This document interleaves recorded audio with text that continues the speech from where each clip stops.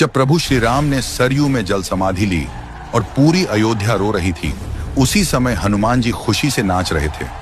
क्या उन्हें अपने प्रभु की मृत्यु की खुशी थी? क्या उनकी भक्ति झूठी थी या फिर इसके पीछे छिपा है रामायण का सबसे बड़ा दिव्य रहस्य? रुकिए, आगे जो जानेंगे वो आपकी रामायण की समझ ही बदल देगा। जब प्रभु श्री राम सरयू नदी में प्रवेश कर जल समाधि लेने जा रहे थे, पूरा अयोध्या रो रहा था। देवता मौन थे क्योंकि प्रभु का अवतार पूर्ण हो चुका था। समय आ गया था वैकुंठ धाम लौटने का। लेकिन एक समस्या थी, जब तक हनुमान जी अयोध्या में उपस्थित रहते तब तक प्रभु श्री राम को कोई स्पर्श भी नहीं कर सकता था। क्यों? क्योंकि हनुमान केवल भक्त नहीं थे, वे प्रभु के परम रक्षक, उनके दिव्य द्वारपाल थे। उनकी भक्ति इतनी प्रबल थी कि यमराज भी अयोध्या में प्रवेश करने का साहस न कर पाते। हनुमान जी कभी अपने प्रभु को जाने न देते। तब प्रभु श्री राम ने एक करुणामयी लीला रची।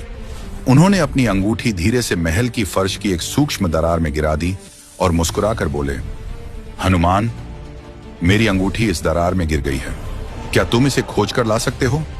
हनुमान जी तुरंत लघु रूप धारण कर उस दरार में प्रवेश कर गए। पर वह साधारण दरार नहीं थी, वह मार्ग सीधे पाताल लोक तक जाता था। वहां उनका सामना हुआ नागराज वासुकी से, और जो दृश्य उन्होंने देखा वह अद्भुत था। उनके सामने अंगूठियों का एक विशाल पर्वत था। हर अंगूठी पर राम अंकित था। हनुमान विस्मित रह गए। नागराज वासुकी मुस्कुराए और बोले, ये हर कल्प के राम की अंगूठियां हैं। राम केवल एक नहीं, हर युग, हर सृष्टि चक्र में अवतरित होते हैं, आते हैं, लीला करते हैं और फिर वैकुंठ लौट जाते हैं। अवतार अनंत है, लीला अनंत है।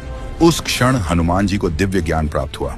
उन्होंने समझ लिया, प्रभु कहीं जा नहीं रहे, वे केवल अपनी लीला का एक अध्याय पूर्ण कर रहे हैं। जब हनुमान वापस लौटे तब तक प्रभु श्री राम सरयू की पावन धारा में विलीन हो चुके थे। क्षण भर के लिए पृथ्वी मौन हो गई और तब हनुमान जी आनंद भाव में झूम उठे। यह शोक का नृत्य नहीं था, यह उस सत्य की अनुभूति का उत्सव था कि राम अमर हैं, राम अनंत हैं, राम कभी समाप्त नहीं होते। यह नृत्य मृत्यु पर नहीं था, यह अवतार के सनातन चक्र की अनुभूति पर था।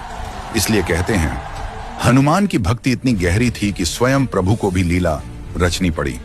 अगर आप भी हनुमान जी की इस अनंत भक्ति को प्रणाम करते हैं, कमेंट में लिखें जय हनुमान, और ऐसे ही दिव्य रहस्यों के लिए लाइक, शेयर और सब्सक्राइब जरूर करें। जय श्री राम।